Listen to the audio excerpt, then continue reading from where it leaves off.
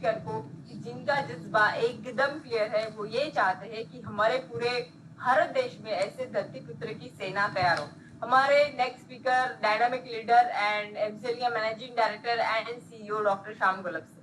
Thank you.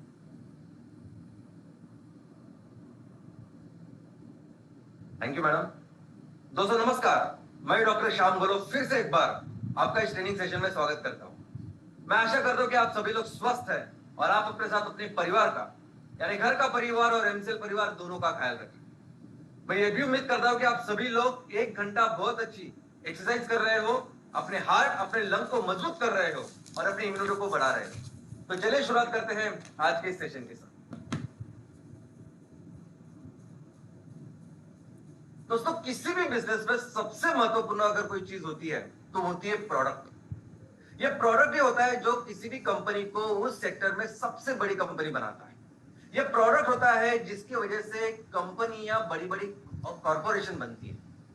ये product होता है कि जिसकी वजह से उन कंपनी का विजन मिशन ग्राहकों के प्रति ग्राहकों को दिखता है, समझता है और फिर ग्राहक उनके प्रति कमिटेड होते हैं, वो ब्रांड बन जाता है। दोस्तों इनफैक्ट कंपनियों की शुरुआत ही होती है इस प्रोडक्ट की वजह से। अगर आप बिजनेस की व्याख्या देखोगे या बिजनेस का डेफिनेशन देखोगे तो उसकी व्याख्या यह है कि किसी उत्पादन किसी प्रोडक्ट का निर्माण करना और उसको बेचना, जिस प्रोडक्ट से कस्टमर का कंज्यूमर का कोई सॉल्यूशन कोई प्रॉब्लम हल हो या उसकी जिंदगी बेहतर हो और पैसे कमाना। तो सब कुछ शुरुआत होता है, सब कुछ डिपेंड होता है इस प्रोडक्ट के ऊपर। इसलिए किसी भी सेक्टर में जितनी भी कंपनियां काम करती है उनका एक ही फोकस होता है कि कैसे मैं अपना प्रोडक्ट सर्वश्रेष्ठ बनाऊं, कैसे मैं अपना प्रोडक्ट इतना अच्छा बनाऊं कि मैं इस कंपटीशन के बहुत हमेशा आगे रहूं। लेकिन दोस्तों कुछ चीजें ऐसी है जो इस कैटेगरी में नहीं आती। कुछ चीजें ऐसी है कि जिसमें ये कंपटीशन वगैरह कुछ भी नहीं होता। वो चीजें सिर्फ कस्टमर के लिए नहीं, सिर्फ उनके फैमिली के लिए नहीं, पूरे समाज के लिए, यहां तक कि देश के लिए अति आवश्यक होती है। और इस चीजों में आते हैं ईंधन और ऊर्जा। दोस्तों ऊर्जा और ईंधन इतने जरूरी है कि देश की समाज की आर्थिक और सामाजिक प्रगति भी आज उसके ऊपर डिपेंडेंट है। वो देश जो 100% इस ऊर्जा और ईंधन में स्वयं पूर्ण है, वो बहुत तेजी से तरक्की करते हैं कंपेयर टू वो कि जो किसी दूसरे देश के ऊपर डिपेंडेंट है। सोचिए कि अगर 2 दिन पेट्रोल पंप बंद हो जाते हैं, सोचिए कि अगर 24 घंटे आपके यहां अगर बिजली नहीं है तो क्या फर्क पड़ेगा। इतनी जरूरी है आज की तारीख में ये ऊर्जा और ईंधन। और इसीलिए जो कंपनियां इस सेक्टर में काम करती है, जो कंपनी ऊर्जा और ईंधन में काम करती है, वो राज करती है, कई सालों तक राज करती है। अगर आप आज की वैल्यूएशन के जमाने में देखोगे कि पहले 10 कंपनियां, पहले 50 कंपनियां, ये जो वैल्यूएशन का गेम है, इस वैल्यूएशन में शायद आजकल वो नहीं है। क्योंकि वैल्यूएशन में क्या होता है, वैल्यूएशन की जो मेथड होती है उसमें होता है कि आज आप कितना बिजनेस कर रहे हो, धंधा कर रहे हैं, उससे भी ज्यादा आने वाले दिनों में क्या होगा, आने वाले दिनों में 5 साल के बाद, 7 साल के बाद, 10 साल के बाद ये टेक्नोलॉजी, ये कंपनी, ये सेक्टर कैसे बेहतर होगा, इसके ऊपर से ये वैल्यूएशन किया जाता है। उस शेयर्स का वैल्यूएशन, कंपनी का वैल्यूएशन होता है, उसकी मार्केट कैपिटलाइजेशन होती है। तो इस श्रृंखला में अगर हम ऊर्जा और ईंधन के बारे में, उस कंपनी के बारे में देखो तो शायद वैल्यूएशन के बारे में पीछे है। लेकिन एक्चुअल अगर बिजनेस की बात करें, एक्चुअल बिजनेस में सबसे ज्यादा बिजनेस, सबसे ज्यादा धंधा, सबसे ज्यादा प्रॉफिट अगर आज भी कोई कंपनी कर रही है तो वो ये सभी ऊर्जा और ईंधन में काम करने वाली कंपनियां हैं। ये कंपनियों का साम्राज्य है। आज की तारीख में ये कंपनियां बड़ी बड़ी ताकतें हैं और ये डायरेक्टली इनडायरेक्टली बाकी के कई सारे सेक्टर्स को इन्फ्लुएंस करती है। और दोस्तों बात सिर्फ कंपनियों की नहीं है। ऐसे देश जिस देश में इस ऊर्जा और ईंधन का बहुत बड़े स्केल में उसका उत्पादन होता है, ऐसे देश जो बाकी के देशों का इस ऊर्जा और ईंधन को का सप्लाई करते हैं, वो देश भी आज किंग है। वो देश भी पूरी दुनिया में अपनी चीजें डिक्टेट करते हैं। अभी देखिए ना, रशिया, ओपेक, अभी ऐसे देश है, अभी सऊदी अरेबिया या यूएई, ये ऐसे देश है कि जहां आप जाओगे तो शायद उनके पास उतने रिसोर्सेस नहीं है, आपको पीने का पानी नहीं मिलेगा, आपको पेड़ नहीं दिखाई देंगे। क्योंकि सबसे अमीर लोग है वहां। क्यों? ऊर्जा और ईंधन। रशिया जो इतनी सारी चीजें करते हैं जिसकी निंदा कई सारे देश करते हैं, लेकिन उसके खिलाफ कोई नहीं होता, क्योंकि रशिया आज की तारीख में दुनिया का सबसे बड़ा ऊर्जा और ईंधन का सप्लायर है। दोस्तों, ये ऐसी चीजें हैं कि जिसमें ब्रांडिंग की जरूरत नहीं होती, जिसमें आप कौन सी बड़ी कंपनी है, आपका क्या लोगो है, आप क्या प्रमोशन कर रहे हैं, इसकी कोई जरूरत नहीं होती। सिर्फ जरूरत ये होती है कि वो ऊर्जा और ईंधन आपने सही दाम पे देना चाहिए।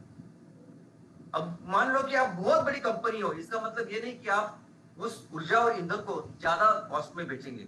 मोमेंट अगर आपने 1 रुपए 2 रुपए भी महंगा बेचा तो लोग, कस्टमर आपसे खरीदेंगे, क्योंकि इतने बड़े वॉल्यूम में लगता है।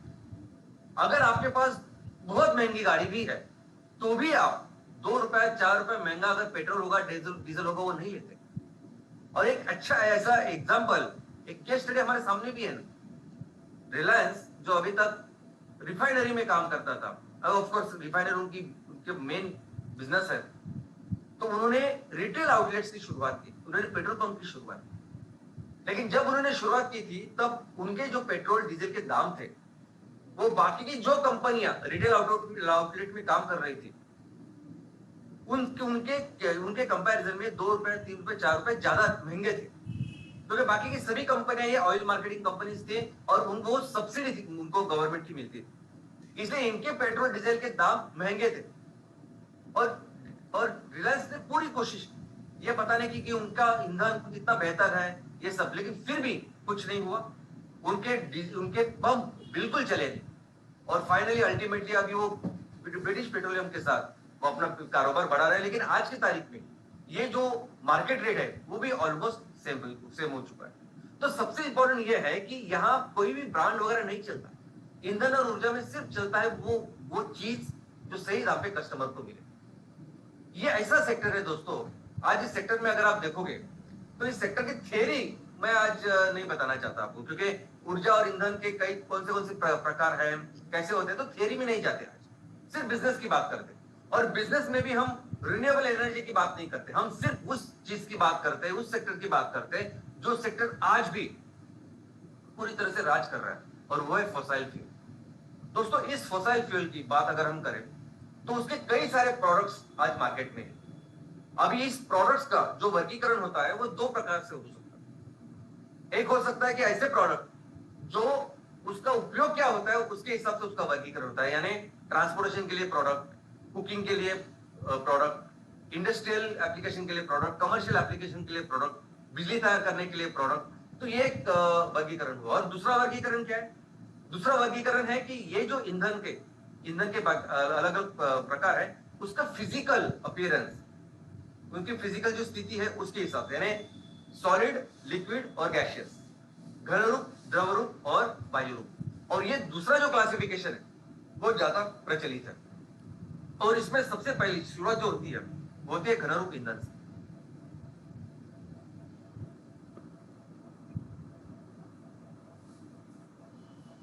और घन रूप जीवाश्म ईंधन में आता है कोयला। दोस्तों, पिछले 200 सालों से हम इस जीवाश्म ईंधन का उपयोग कर रहे हैं, 200 साल भी अभी तक नहीं हुए। जब से हमने शुरुआत की है जीवाश्म ईंधन की, तब से लेकर आज तक अगर सबसे ज्यादा किसी ईंधन का उपयोग मनुष्य ने किया है इस धरती के ऊपर, सबसे ज्यादा, और आज भी यानी डे 1 से लेकर आज भी सबसे ज्यादा उपयोग अगर किसी ईंधन का होता है तो वो है कोयला, बहुत ज्यादा। इतना ही नहीं, इस ईंधन की वजह से, जीवाश्म ईंधन की वजह से आज हम बहुत बड़े संकट में हैं। वो संकट है ग्लोबल वार्मिंग का, वो संकट है क्लाइमेट चेंज का। इसमें क्या हो रहा है कि ये इस ईंधन का उपयोग करके हम अपना वातावरण का और पृथ्वी का तापमान बढ़ा रहे हैं। हमारे पृथ्वी के इर्द गिर्द जो वातावरण है, उस वातावरण में कुछ ऐसे वायु जा रहे हैं जो इस पूरे ब्रह्मांड, इस पूरे वातावरण का टेम्परेचर बढ़ा रहे, तापमान बढ़ा रहे, पृथ्वी का तापमान बढ़ा रहे, और जिसकी वजह से ये पूरी दुनिया भी बहुत बड़े संकट में है। और दोस्तों, ऐसे गैसेस जो तापमान बढ़ाते हैं उसे हम कहते हैं ग्रीन हाउस गैसेस। सबसे ज्यादा ग्रीन हाउस गैसेस अगर किसी ने तैयार किए होंगे तो वो है कोयला। आज के तारीख में जितने भी ग्रीन हाउस गैसेस है वहां वातावरण में, जिसकी वजह से हम ये संकट को देख रहे हैं, इसमें सबसे ज्यादा कॉन्ट्रीब्यूशन, सबसे ज्यादा ग्रीन हाउस गैस किसने छोड़ा होगा तो वो है कोयला। लेकिन बावजूद इसके सबसे बड़ा आज कोयले को सबसे बड़ा दुश्मन मानव जाति का कहा जाता है, लेकिन बावजूद इसके सबसे ज्यादा उपयोग आज भी उसका करते हैं हम। आज भी ऊर्जा और इस ईंधन के लिए सबसे ज्यादा डिपेंडेंट है हम कोयले के ऊपर। भारत की परिस्थिति देख लीजिए, अब 15 साल पहले हम बिजली तैयार करने के लिए ऑलमोस्ट 55% इतना कोयला इस्तेमाल कर रहे थे, और आज भी 15 साल के बाद भी 55% से ज्यादा कोयला हम बिजली तैयार करने के लिए इस्तेमाल कर रहे हैं। और दोस्तों, प्रोडक्शन के अगर आप देखोगे तो पिछले साल सितंबर में, यानी सितंबर 2022 में जितना कोल का प्रोडक्शन था, और इस साल सितंबर में यानी पिछले महीने जितना प्रोडक्शन था, वो 16% ज्यादा है। तो मुझे बताइए कि कोयले को जरूरत है कि ब्रांडिंग की? कोयले को जरूरत है कि पैकेजिंग देखने की, ब्रांड करने की, या उसकी मार्केटिंग करने की, प्रमोशन करने की? जरूरत ही नहीं। इतनी बुरी तरह से हम इस कोयले के ऊपर, इस ऊर्जा और ईंधन के ऊपर डिपेंडेंट। दूसरा जो है वो है द्रवरूप ईंधन, द्रवरूप जीवाश्म ईंधन, और वो है क्रूड ऑयल। अब इस क्रूड ऑयल का वर्गीकरण, इस क्रूड ऑयल का रिफाइनिंग होती है, और उससे कई सारे अलग अलग प्रोडक्ट्स निकलते हैं जो हम इस्तेमाल करते हैं, हम अपने आंखों से देखते हैं। सबसे पहले पेट्रोल, डीजल, जो पेट्रोल पंप पे हमें मिलता है, लेकिन ये विमान, हवाई जहाज जो उड़ते हैं, उसकी ये जो फ्यूल लगता है वो भी इससे आता है, जेट फ्यूल। उसके अलावा एलपीजी जो हम रसोई में इस्तेमाल करते हैं वो भी यहाँ से आता है। केरोसिन, नाफ्ता, ये सभी प्रोडक्ट इससे आते हैं। इसके अलावा भी हमें ये भी पता है कि इस क्रूड ऑयल से कई सारे ऐसे रॉ मटेरियल तैयार हो रहे हैं, और वो ये केमिकल्स कई सारे इंडस्ट्रीज में रॉ मटेरियल करके जाते हैं। तो ये हुआ द्रवरूप जीवाश्म ईंधन। तीसरा है वायुरूप जीवाश्म ईंधन, यानी क्या? नेचुरल गैस, प्राकृतिक गैस। इस प्राकृतिक गैस को भी रिफाइनिंग करके दो प्रोडक्ट तैयार किए जाते हैं आज। वो एक सीएनजी ट्रांसपोर्टेशन के लिए, और दूसरा पीएनजी, वो घर में हम इस्तेमाल कर रहे हैं कुकिंग के लिए। दोस्तों, एक बहुत इंपॉर्टेंट चीज मैं आपको बताना चाहता हूं। ये जो जीवाश्म ईंधन है ना, ये कोयला, ये क्रूड ऑयल, ये गैस, ये किससे बनी है? तो ये बनी है बायोमास से। ये पूरा फ्यूल बना है हमारे जीवों से। जीवों से यानी जीव, यानी वनस्पति और प्राणी से। हमारी ये धरती अभी 450 करोड़ साल से चल रही है, 450 करोड़ साल। 350 करोड़ साल से इस धरती के ऊपर अन्य तरह के जीव है, प्राणी है, वनस्पति है, और जितने हमें दिखाई देते हैं जमीन के ऊपर, उससे कई ज्यादा पानी में। तो 350 करोड़ सालों से, जब से ये जीव यानी वनस्पति और प्राणी जब मृत होते हैं तो नीचे जाते हैं। अभी नीचे जाके इनसे ही बना है ये पेट्रोल, ये क्रूड ऑयल, ये कोयला और ये प्राकृतिक गैस। और 350 करोड़ साल का मतलब ये है कि आज अगर दुनिया में, धरती के ऊपर कहीं भी आप अंदर जाओगे तो आपको वो पेट्रोल, आपको क्रूड ऑयल मिलेगा, आपको गैस मिलेगी, आपको कोयला मिलेगा। ऐसी परिस्थिति है। लिमिटेशंस कहां है? लिमिटेशंस हमारे ऊपर है कि हम कितनी टेक्नोलॉजी डेवलप कर रहे हैं, हम कितने टेक्नोलॉजी डेवलप करके कितनी विध्वंसक ऐसी टेक्नोलॉजी डेवलप कर रहे हैं, और कितने इस धरती के पेट में अंदर जा रहे हैं, और नीचे तो मिलने वाला है ऐसे। लेकिन एक बात है कि अगर हमने ऐसा किया तो इतना फ्यूल हमको मिल सकता है कि आगे के हजारों साल वो हम उसका उपयोग कर सकते हैं। लेकिन दोस्तों, ऑफ कोर्स अगर यही काम चलता रहेगा तो अभी कुछ सालों के अंदर ही हम अपने खुद का विनाश करेंगे, ये बात अलग है। अब इसकी भी एक केस स्टडी मैं आपको बताता हूं। वो केस स्टडी ये है, अमेरिका एक टाइम पे ईंधन के लिए बाहर के देशों के ऊपर डिपेंडेंट, वो बाहर के देशों से कोयला, प्राकृतिक गैस, क्रूड ऑयल मंगाता था। 2007 में अमेरिका ने एक ऐसी टेक्नोलॉजी डेवलप और अंदर जाने की, और अंदर घुसने की, शेल करके, वहां एक सेडिमेंट्री रॉक्स होते हैं, पत्थर होते हैं, उसके अंदर जाके, पृथ्वी के अंदर जाके वो प्राकृतिक गैस निकालने की टेक्नोलॉजी उन्होंने की। और बस फिर उनको बहुत सारा प्राकृतिक गैस मिला, और आप देख सकते हैं 2008 के बाद अमेरिका का जो प्राकृतिक गैस का प्रोडक्शन है, जिसे वो शेल गैस कहते हैं, वो इतना बड़ा है कि आज की तारीख में अमेरिका ईंधन और ऊर्जा में स्वयं पूर्ण है। तो ये चीज है, यानी कल जाके ऐसी कुछ विध्वंसक चीज हम तैयार करेंगे और अंदर घुस सकते हैं, लेकिन दोस्तों अभी कर नहीं सकते, इतने गहरे संकट में हम लोग। तो ये है ऊर्जा और ईंधन। इसमें जो रिफाइनरीज होती है, यानी ये सब क्रूड ऑयल या क्रूड गैस को रिफाइन करके जो अलग अलग प्रोडक्ट्स तैयार किए जाते हैं, इसमें भी काम करने वाली कंपनियां बहुत बड़ी कंपनियां हैं जिनकी सिर्फ रिफाइनरी है। ऐसी भी बहुत बड़ी कंपनियां, हमारे देश की भी नंबर 1 कंपनी जो है ना, नंबर 1 की कंपनी सिर्फ एक काम करती है, रिफाइनिंग का। फिर भी हमारे देश की नंबर 1 कंपनी, तो सोचिए अगर रिफाइनिंग करने वाली कंपनी इतनी बड़ी है, तो जो कंपनी इसको प्रोड्यूस करती है, जो इसका निर्माण करती है, वो कितनी बड़ी ताकत है। और इसके बाद जो आखिरी चीज है इस पूरी श्रृंखला में, आखिरी चीज इस बिजनेस में जिसमें कस्टमर को ये माल दिया जाता है, वो है रिटेल आउटलेट्स, वो है पेट्रोल पंप, वो है गैस एजेंसी। और यहां इस लेवल पे हो सकता है ब्रांडिंग करें लोग, वो इस लेवल पे ब्रांडिंग होती है, उस लेवल पे कंपनी वाला जो कुछ जिसकी रिटेल आउटलेट्स होते हैं वो अपने नाम बेचता है। लेकिन आज भी अगर पूरे भारत में जितने भी उद्योजक है जो जो बिजनेस करना चाहते हैं, कुछ करना चाहते हैं, अच्छा इनकम जिनको चाहिए, अगर वो देखोगे तो उनका एक सपना नहीं, उनकी एक ख्वाहिश होती है कि मुझे कहीं कुछ भी करके एक पेट्रोल पंप का लाइसेंस मिल जाए, मेरा एक पेट्रोल पंप हो जाए, मेरी एक गैस एजेंसी हो जाए। क्योंकि अगर ये हुआ तो ये दुनिया का सबसे बेहतर इनकम है, तो मुझे चिंता नहीं फिर भविष्य की, क्योंकि उनको पता है कि एक बार पेट्रोल पंप हुआ, एक बार गैस एजेंसी हो गई, तो ये तो हमेशा लगता है ये ऐसा बिजनेस है कि इसमें कभी भी मंदी नहीं आ सकती। इतना बेहतर, इतना अच्छा ये बिजनेस है। और ये आज की तारीख में परिस्थिति है कि इस लेवल पे सिर्फ ब्रांडिंग होती है, लेकिन जो इस ईंधन और ऊर्जा का निर्माण करते हैं वो दुनिया की बहुत बड़ी ऐसी ताकत है। दोस्तों पूरा इंटरनेशनल जो पॉलिटिक्स है, जो पॉलिटिक्स बोलते हैं, ये पूरा इस फ्यूल के, इस ईंधन और ऊर्जा के ऊपर डिपेंडेंट है।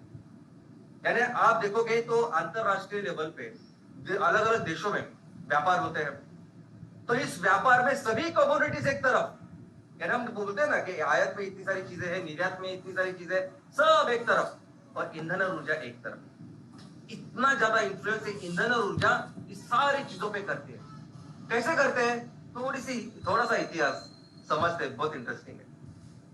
दोस्तों प्राचीन कालखंड में और मध्य युगन कालखंड की शुरुआत तक पूरी दुनिया में एक बैलेंस टाइप का था। सबसे बड़ी ताकत बिजनेस की अगर कोई थी तो भारत था।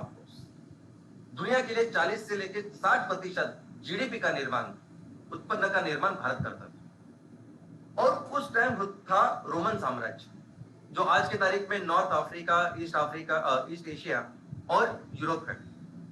जैसा हमारा भारतवर्ष है, वहां उस टाइम वो एक रोमन साम्राज्य था। इस पूरे इलाके में वहां के राजा ने, उन्होंने उस पूरे कालखंड में एक प्रकार का पॉलिटिकल एक बैलेंस तैयार करके रखा, ट्रेड का बैलेंस तैयार करके रखा, और बाकी सभी जो देश वगैरह है वो सब नियंत्रण में थे। पूरा अंतरराष्ट्रीय व्यापार नियंत्रण में, सब ठीक ठाक चल रहा था। लेकिन जब से रोमन साम्राज्य का अस्त हुआ, अब ये रोमन साम्राज्य का अस्त क्यों है ये आज का विषय नहीं है, लेकिन जब इस कंट्रोल का ये जो एक संतुलित जो चीज चल रही थी, इसका जब अस्त हुआ, तब ये सभी जो यूरोपियन जो देश थे, थोड़े थोड़े जो अभी तक नियंत्रण में थे, वो अपने सर उन्होंने निकाले। इसके बाद शुरुआत हुई उनकी सब यात्राओं की। ये सभी जो देश थे जो अभी तक रोमन साम्राज्य के कंट्रोल में थे, वो अपने अपने उनकी जो चाह थी कि इस जो बिजनेस चल रहा है भारत के साथ, हम भी उसका फायदा करें। और आपको सुन के आश्चर्य होगा, ये सभी देश, इन्होंने सभी जो यात्राओं की शुरुआत की, जो साहसों की शुरुआत की, ये सिर्फ और सिर्फ भारत के लिए थी। वो सब देश सिर्फ भारत के पास जाना चाहते थे। अभी तक जो रोमन साम्राज्य ने जिनके थ्रू ये बिजनेस होता था, वो सब उसका शेयर, उसका फायदा कराना चाहते थे। और भारत को मिलने के चक्कर में, भारत के ढूंढने के चक्कर में, भारत जाने के चक्कर में इन्होंने बाकी सब चीजें की। यानी कोलंबस ने अमेरिका की खोज की, कोई अफ्रीका में चला गया, किसी ने पूरे दुनिया की पहली सफर की, और हम कहते ग्रेट सिकंदर के साथ, ये सब तो भारत के लिए था। और आपको एक चीज सुनकर आश्चर्य होगा कि ये सभी लोग जो निकले थे ना, सभी देश, ये सभी जिस कमोडिटी के लिए निकले थे, जिसके निकले थे, वो थे मसाले। रोमन साम्राज्य एक ऐसा वक्त था कि रोमन साम्राज्य से जहाज भर के सोना जाता था भारत, और वही भारत फिर वो जहाज में से उनमें ये सब मसाले बेचते थे। तो इन मसालों के लिए इस सब देश शुरुआत हुई। और दोस्तों जब ये मध्ययुगीन कालखंड की शुरुआत हुई, ये सभी देशों ने ये साहस दिखाना शुरुआत किया ने बिजनेस अपने फायदे के लिए। हमारी परिस्थिति, यानी भारत जिस स्थिति में था और जिस परिस्थिति में ये लोग थे, ये बाकी यूरोपियन राष्ट्र थे, बाकी कोई भी राष्ट्र, इसमें जमीन आसमान का फर्क था। हम हम तुलना ही नहीं कर सकते। भारत सबसे समृद्ध, सबसे वैभवशाली देश था, और सिर्फ पैसों से नहीं, बिजनेस में तो हम तो बहुत आगे थे ही, लेकिन हर चीज में, हर शास्त्र में, नॉलेज में, ज्ञान में हम आगे थे। और फिर ऐसे राज्य में, ऐसे देश में हर कोई आना चाहता था, और आगे आए भी। दुनिया के ऑलमोस्ट सभी लोग यहाँ आए, भारत में रहे, कॉलोनीज बनाई और रहे। आई मीन इनफैक्ट आपको, हम हमेशा ही अंग्रेजों की बात करते हैं, लेकिन अंग्रेजों के 100 साल पहले अगर कोई आए थे फर्स्ट, तो वो थे पोर्चुगीज। पोर्चुगीज आए भी पहले, गए भी सबसे लास्ट। हमको आजादी मिली 1947 में, लेकिन पोर्चुगीज कब गए? 1961 में, गोवा से। तो पहले पोर्चुगीज आए, बाद में डच आए, बाद में अंग्रेज आए, बाद में डैनिश, फ्रेंच, ये सभी लोग भारत में आए, रहे कई सालों तक। लेकिन इसके बाद एक बहुत बड़ा इतिहास में तब्दीली हुई। एक इंडस्ट्रियल रेवोल्यूशन, औद्योगिक क्रांति की शुरुआत हुई। कैसे? तो एक साइंटिस्ट जिनका नाम था जेम्स वाट, उनको पानी के बाफ के ताकत के बारे में पता चला कि पानी की बाफ क्या कर सकती है, और उन्होंने उसके ऊपर एक यंत्र निकाला, इंजन, जिसको जेम्स वाट इंजन हम कहते हैं। और फिर उस इंजन के साथ ऐसे कुछ मुमकिन हुआ, यानी जिसके लिए पहले 100 आदमी लगते थे, वो एक इंजन करने लगा, जिसके लिए 10 आदमी लगते थे, वो एक इंजन करने लगा। और फिर शुरुआत हुई इस इंडस्ट्रियल रिवोल्यूशन की। फिर हर देश चाहता था कि वो ज्यादा से ज्यादा वस्तुओं का निर्माण करे और उसको बेचे, और उसके लिए क्या लगता था? उसके लिए लगती थी बाफ, और उसके लिए क्या लगेगा? लगेगा फ्यूल, लगेगा ईंधन। और ऐसे जन्म, ऐसे उदय हुआ इस फॉसिल फ्यूल, इस जीवाश्म ईंधन। इस जीवाश्म ईंधन से तब से लेके आज तक, यानी 200 साल पहले आसान क्या था और आज भी आसान क्या है? वो ही कोयला। तो सबसे ज्यादा उपयोग पूरी हिस्ट्री में अगर किसी ईंधन का हुआ है तो वो कोयला का।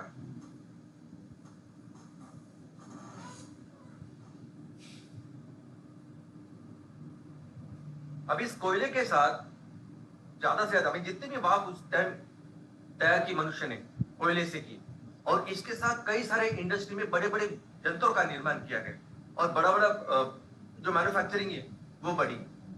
लेकिन इसके अलावा बिजली का उत्पादन, बिजली तैयार करना, तो बिजली भी ऑलमोस्ट सभी जगह जो तैयार हो रही थी वो इस कोयले की वजह से, कोयले के वाष्प की वजह से होने लगी।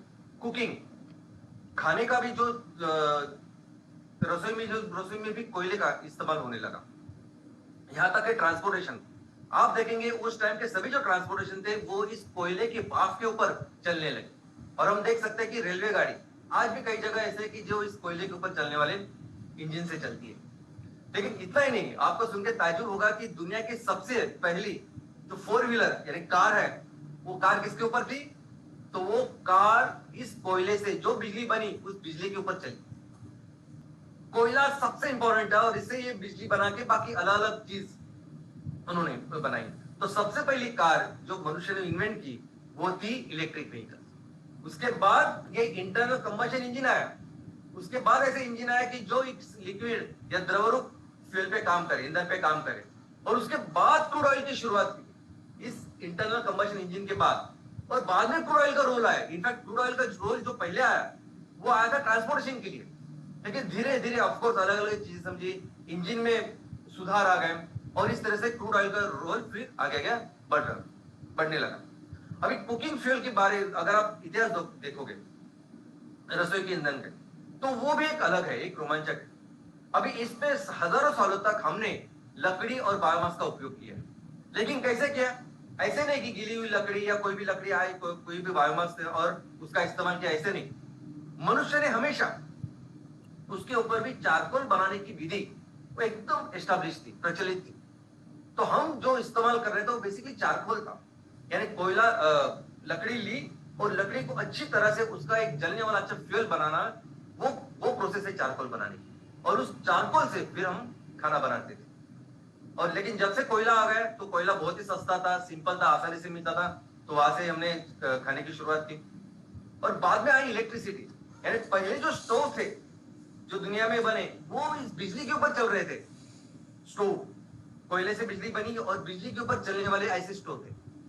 उसके बाद है ऑफ कोर्स जैसे क्रूड ऑयल डेवलप हुआ तो केरोसिन के ऊपर, और हमने ये देखे बचपन में जो चल रहे थे। उसके बाद आया एलपीजी।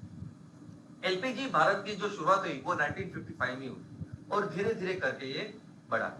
आज की तारीख में अगर आप देखोगे तो नेचुरल गैस पूरी दुनिया में सबसे बहुत तेजी से बढ़ रहा है। जितने भी डेवलप्ड देश है, उस डेवलप्ड देशों में 70% लोग, 70% परिवार आज की तारीख में नेचुरल गैस इस्तेमाल कर रहे हैं। हमारे देश में भी अगर आप देखोगे तो ऑलमोस्ट हर शहर में अभी नेचुरल गैस बढ़ रहा है। लेकिन एक बहुत ही सुन करने वाली एक रिपोर्ट है, एक चीज है, इंफॉर्मेशन है, और वो ये है कि नेचुरल गैस दुनिया का सबसे बड़ा दुश्मन है।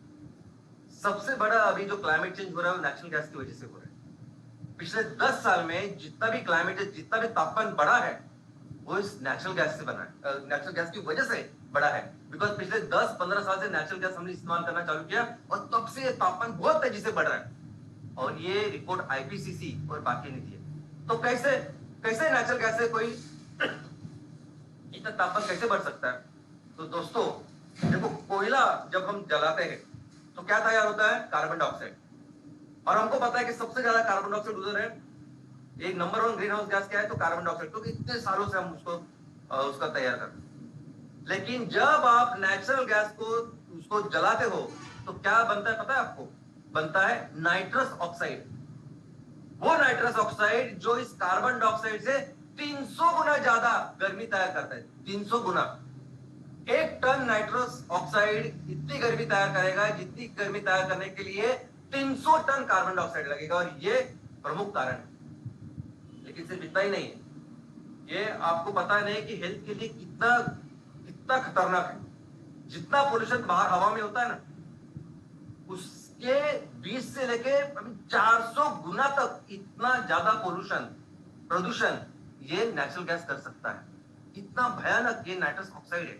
और ये मैं नहीं कहता, अगर आप रिसर्च करेंगे तो आपको पता चलेगा। आज कई सारी संस्थाएं जो इसमें काम करती है, जो पर्यावरण में बाकी चीज में, वो सभी अगेंस्ट है नेचुरल गैस में।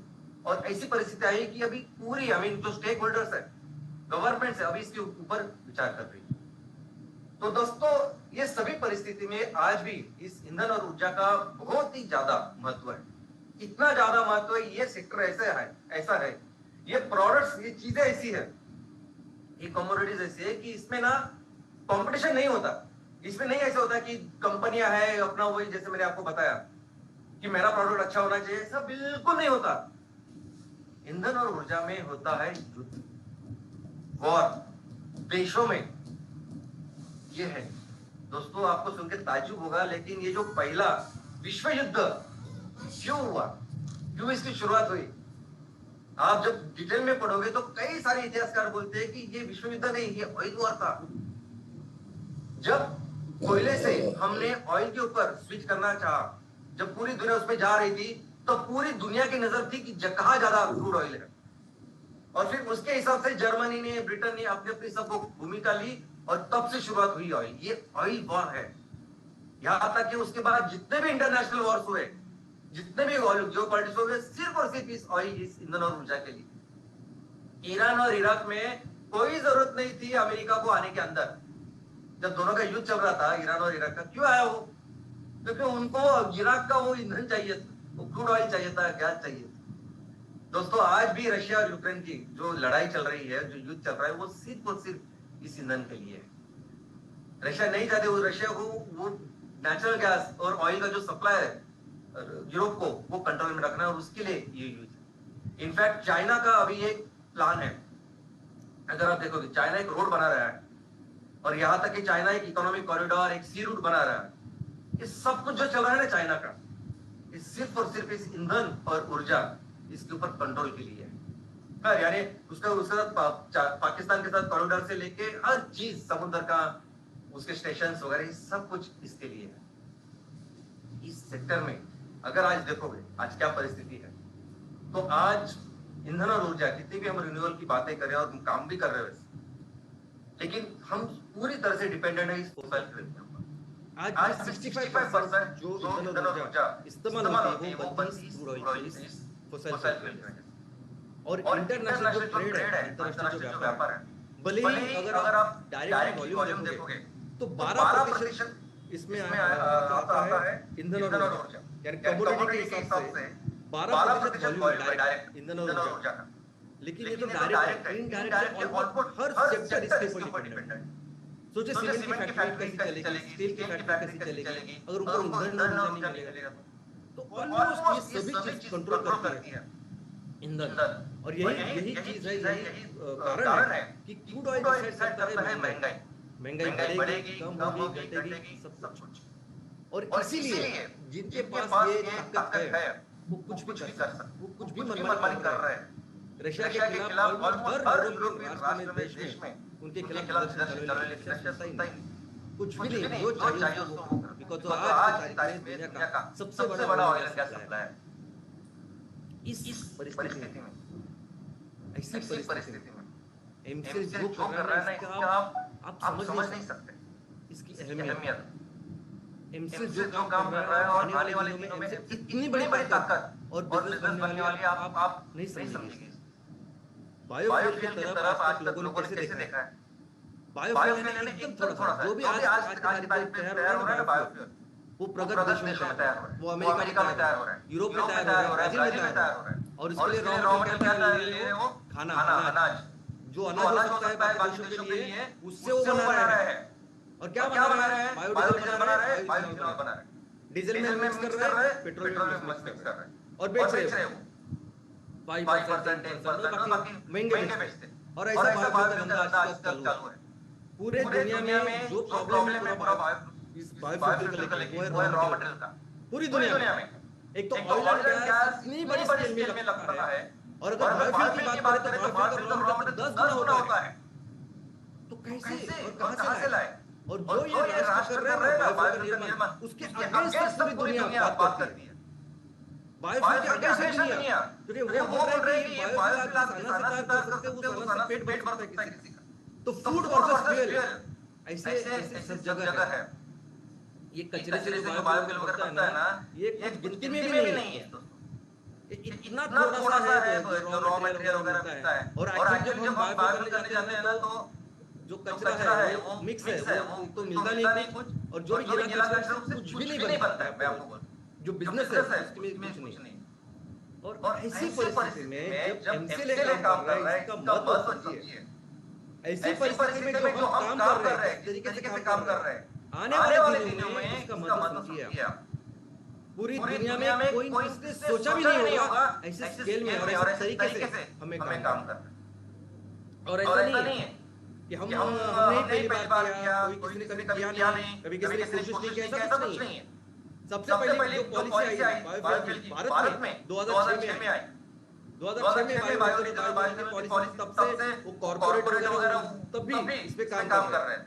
आज भी 2018 में आपके सामने पॉलिसी आई, सतत की पॉलिसी हो, बाकी की पॉलिसी हो, और तब से लेकर बाकी की सब जो भी कंपनियां बड़े-बड़े कॉर्पोरेशन है वो कर ही रहे हैं। अभी 5 साल हो गए, 5 साल में वो भी कर रहे हैं, कुछ ना कुछ आप सुन रहे हैं, आप उसके बारे में पढ़ते भी होंगे कौन एक्चुअली कर रहा है। और इतना ही नहीं, हर राज्य में अगर आप देखो तो हर राज्य में आज की तारीख में बायोफ्यूल की पॉलिसी है, कर रहे हैं बायोफ्यूल के लिए पूरा सब कुछ कर रहे हैं। और ऐसी परिस्थिति में जो एमसीएल कर रहा है वो डिसरप्शन है। जो एमसीएल कर रहा है एक बहुत बड़ी क्रांति है, जिसके बारे में आपको अंदाजा नहीं है क्या होने वाला है आने वाले दिनों में। दोस्तों ये एक रेवोल्यूशन है, और इस रेवोल्यूशन कैसे क्यों इतने सालों से अगर कोई भी कंपनी प्रगत देशों में भी अगर बायोफ्यूल का निर्माण कर रही है, कोई भी कंपनी नहीं दुनिया में जिसका फ्यूल को लेकर ब्रांड है। हाँ, आप ये पढ़ोगे कि अमेरिका में या यूरोप में ये कंपनी है बायोफ्यूल बना रही है, इसका ब्रांड नहीं है, इसका ब्रांड ही नहीं है। भारत दुनिया में इनसे पहली कंपनी है जो एमको ब्रांड लेके इस सेक्टर में आई है। दुनिया में पहली ऐसी कंपनी की जो प्रॉपर कुकिंग सिस्टम लेके आई है, जो प्रॉपर एमफिलेट और एमस्टो लेके आ जाके लोगों के सामने किसी ने अभी तक नहीं किया। इतने साल से ये सब चल रहा है लेकिन किसी ने नहीं किया। एमसीएल दुनिया की एकमेव ऐसी कंपनी की जो हजारों स्टार्टअप के साथ काम कर रही है, क्योंकि हमें पता है कहां जाना है, क्या करना है। कोई दूसरी कंपनी नहीं, कोई कंपनी 5-10 जो कुछ प्रोजेक्ट करेगी, किसी कंपनी के साथ पैसा कमाएगी, नहीं करना वैसे। कोई दूसरी विश्व में कंपनी नहीं, जो इस तरीके से इस बिजनेस को आगे बढ़ा रहे हैं। दोस्तों हर ग्राम पंचायत अभी आने वाले दिनों अभी हम ये MCS पूरी दुनिया के सामने ये प्रोडक्ट लॉन्च कर रहे हैं। हर ग्राम पंचायत में, हर म्युनिसिपल वार्ड में हमारे डिस्ट्रिब्यूटरशिप हो, हमारे ऑथराइज्ड डीलर होंगे और वो हमारे ऑथराइज्ड डीलर कौन होंगे? तो हमारे एमपी, हमारे हर ग्राम पंचायत में हमारे जो ऑथराइज्ड डीलर होंगे सिर्फ एमपी होंगे। हर म्युनिसिपल वार्ड में जो हमारे ऑथराइज्ड डीलर होंगे सिर्फ एमपी होंगे। MSS प्रमोटर डायरेक्ट काम नहीं करेंगे, हम सिर्फ उनके थ्रू करेंगे। वही हमारे ऑथराइज्ड डीलर होंगे। 5000 फैमिलीज ऑन एन एवरेज है हर ग्राम पंचायत में, हर मिनिमम ऑन एन एवरेज पकड़ते हैं। अब इस 5000 लोगों को जब जिंदगी भर जब आपको साल भर एमप्लेट देना है, एमस्टो देना है, तो आपको अंदाजा नहीं इनकम क्या होने वाला है। बहुत अच्छा इनकम आपको, लेकिन इतनी बात नहीं है। आपके ग्राम पंचायत में, आपके इस म्युनिसिपल वार्ड में जितने भी कमर्शियल इंडस्ट्री यूजर्स है, कस्टमर्स है, उनको भी तो देना है। आज डोमेस्टिक में 85 रुपए अगर एलपीजी है, यहाँ तो 120 बन चुका है, तो पहले आपके ग्राहक करने की, यानी जो आज सड़क पे कोई छोटा सा धंधा कर रहा है, उससे लेके रेस्टोरेंट तक, होटल तक, ये सभी हमारे ग्राहक हैं। और सभी जो आपके ग्राम पंचायत में होंगे, जो आपके म्युनिसिपल वार्ड में होंगे, ये काम ऑथराइज्ड डीलर सिर्फ और सिर्फ हमारे एमपी होगा, सिर्फ और सिर्फ हमारे एमपी होंगे और ये उनको देंगे। और बात सिर्फ इतनी नहीं है दोस्तों, अगर आप बाकी किसी भी आज जो इस फॉसिल फ्यूल में डीलरशिप कर रहे हैं, काम कर रहे हैं, इनका बिजनेस सिर्फ लिमिटेड है, तो पेट्रोल पंप से है, गैस एजेंसी से है, उस पर्टिकुलर प्रोडक्ट से, इससे कहीं ज्यादा इनकम आप लोगों का होने वाला है, बहुत ज्यादा। क्योंकि हर तरह का फ्यूल हमें रिप्लेस करना है, फॉसिल फ्यूल को रिप्लेस करना है हमारे इंधन के साथ। हम जब एमसीएनजी तैयार करेंगे ना, उसको भी बेचेंगे, तो जरूरत है कि पेट्रोल भी डालें। हर गांव में जहां पेट्रोल पंप नहीं है, लोगों को जरूरत है कि लोग अपने पेट्रोल पंप तक जाए, हम जा सकते हैं अपनी गाड़ी ले। ये कोई एकदम आउट ऑफ द वे नहीं है, हो रहा है। माउंटेन जो गाड़ियां हैं, वहां जाके वो गाड़ियों में आज फ्यूल भरा सकते हैं, आप करने वाले, आप करेंगे। और सिर्फ इतना ही नहीं है, हर तरह का फ्यूल, हर तरह का ईंधन और ऊर्जा की बात होती है ना, तब उसमें बिजली भी आती है। हो सकता है आने वाले दिनों में ग्राम पंचायतों में और म्युनिसिपल वार्ड में जहां भी हो, आप तैयार करोगे। ये छोटे-छोटे यंत्र में आपको दिख रहा है कि जिससे हमारे एम्प्लॉय से बिजली तैयार होगी और आपकी बिजली भी कमोडिटी है, आप बेचो और पैसे ले लो। और ये पैसे हमारे किसान और आपके पास जाने वाले हैं। और ये सभी इफेक्ट एक ग्राम पंचायत में, एक म्युनिसिपल वार्ड में, यानी पूरा जो बिजनेस है ना ईंधन और ऊर्जा का, ये पूरा वॉल्यूम का बिजनेस है, स्केल का बिजनेस है। इतना लगता है लोगों को कि आप सोच नहीं सकते। और इसमें अगर काम करेंगे ना, आज अगर आप मल्टीनेशनल कंपनी में बहुत बड़े लेवल पे भी अगर काम करें, बेहतर इनकम आपको होने वाली है। जब आप सिर्फ एमपी और एमपी की बात करोगे और हर तरह के फ्यूल को आप रिप्लेस करोगे, रिप्लेस हमारे किसान करेंगे। रशिया दुनिया को 10% एक्सपोर्ट करता है। दुनिया में आज जितना ईंधन और ऊर्जा बेचा जाता है, 10% रशिया देता है। इतनी ताकत उसकी बढ़ गई, इतनी ताकत। आज उसका सबसे बड़ा वेपन कुछ है, अस्त्र जो कुछ है वो ये क्रूड ऑयल है। कुछ भी कर सकता है आज इस परिस्थिति में। आज चाइना के साथ उसने वो डील की है, कुछ भी कर सकता है। ऐसी ताकत है दोस्तों। हमारे जो हमारा देश है वो इतना महान है कि 10 नहीं 30% ईंधन और ऊर्जा हम तैयार कर सकते हैं। आप करेंगे, हमारे किसान करेंगे, आप करेंगे, हम सब मिलकर करेंगे और फिर दिखा देंगे कि भारत क्या चीज है। और मिलके हम फिर से अपने देश को सबसे बड़ी अर्थव्यवस्था नहीं, सबसे महान, सबसे पावरफुल ऐसा देश बनाएं। धन्यवाद। जय हिंद, जय हिंद।